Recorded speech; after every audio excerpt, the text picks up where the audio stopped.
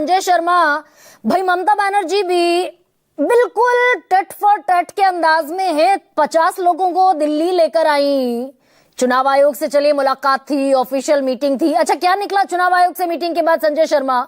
और वो जो लाख लोगों की परेड है वो बंगाल में हो सकती थी, कोलकाता में।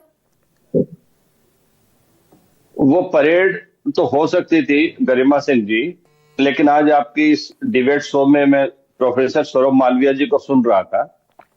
एक प्रोफेसर कैसे एक third time multi time chief minister के बारे में ऐसे अनर्गल अकल्पनीय बातें कह सकता है कि वो गृह युद्ध भड़का रही है।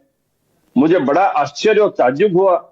मुझे लगता है प्रोफेसर साहब मानसिक मोतियाबिंद के शिकार है, इनको अपना ट्रीटमेंट करवाना चाहिए। नहीं, इन्हीं की सरकार है भाई, इन्हीं की सरकार है, इन्हीं की पुलिस आज पहुंच गई तो उठाकर भीतर कर दें।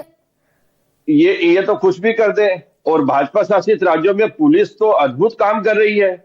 यदि हम प्रयागराज में जाएंगे तो देखेंगे कि ब्राह्मण बटुकों की शिखाएं पकड़कर नोच रही है पुलिस। नहीं, इस पर आइए ना संजय शर्मा। और आज कितने ऐसे लोग हैं बंगाल में जो SIR में डेड डिक्लेयर्ड हैं और असल में जिंदा हैं? ये भी एक बहुत बड़ी संख्या है। अभी धीरे धीरे आंकड़े सामने आ रहे हैं। और दीदी ने जो कहा है कि हम लाखों लोगों की परेड करवा देंगे, आवश्यकता पड़ी तो कोलकाता दिल्ली में ऐसे लोगों की परेडें कराई जा सकती है।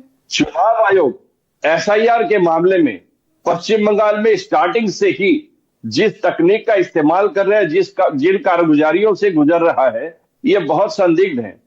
हम चुनाव हो या सरकारी कोई भी काम हो, प्रशासनिक कोई भी काम हो, जनता के जनतंत्र में जनता के लिए होता है। और इस SIR प्रक्रिया में लगभग 130 लोगों की मृत्यु हो चुकी है। अभी 2 दिन पहले एक BLO ने सुसाइड कर ली। ये कैसा हिंदुस्तान बनाना चाहते हैं?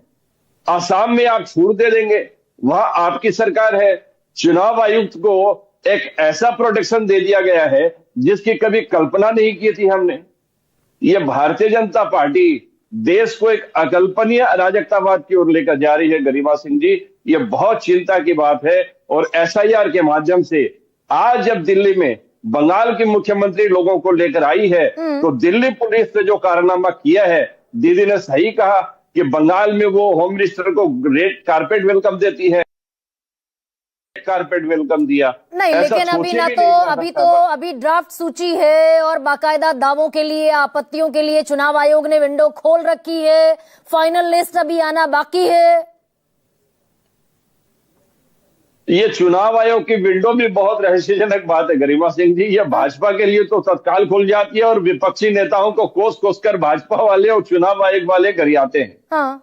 जिन विपक्षी पार्टियों ने चुनाव आयोग को कुछ भी एप्लीकेशन दी है, कोई शिकायत की है, कोई सुझाव दी है, किसी पर कोई कार्रवाई नहीं हो गई।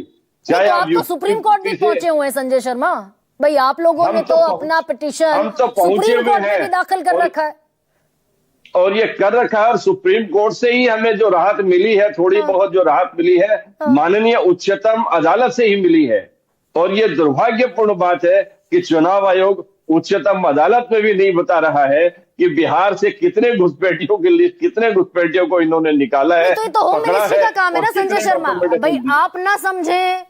आप ना समझे, मैंडेट तो होम मिनिस्ट्री का है। कितने घुसपैठी हैं, चुनाव आयोग का मैंडेट ही नहीं है। ये अलग बात है कि CC ये कहते हुए दिखाई दिए थे कि हम घुसपैठियों को एक भी इलीगल इमिग्रेंट वोटर लिस्ट में नहीं होगा, इसलिए SIR शुरू किया।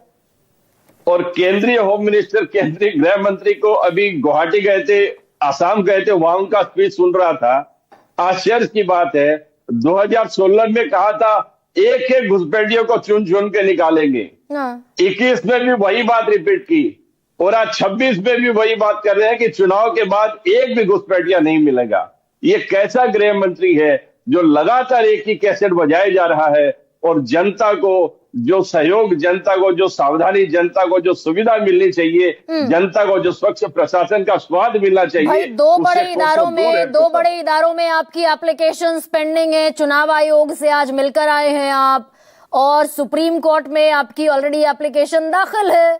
तो लेकिन 2 बड़े इदारों में आप पहुंचे हुए हैं और वोटर बचेंगे 5,82,00,000। अगर ये संदिग्ध मतदाता हट गए तो यानी 100 में से 20 हट जाएंगे, 80 वोटर बचेंगे।